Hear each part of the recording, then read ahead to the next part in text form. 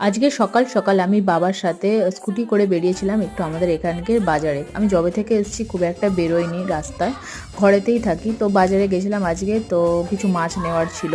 তো মাছ তো প্রায় সময়ই খাওয়া দাওয়া হয়, কিন্তু কাঁকড়া আমাদের ওখানে পাওয়া যায় না সেরকম, তাই জন্য কাঁকড়া দেখতে পেলাম আর বাবাকে বললাম বেশ বড় বড় কাঁকড়াগুলো নিয়ে নিতে। তো কাঁকড়া নিয়ে ঘরে ফিরলাম। তারপরে দেখলে দুপুরে লাঞ্চ আমাদের কমপ্লিট। তারপরে বাবা একটুখানি বাবু পিঠে করে নিয়ে বাবা ঘোরাচ্ছিল। তারপরে আমরা সন্ধেবেলার দিক করে চিপস ফিস্ট করলাম সব বোনরা মিলে।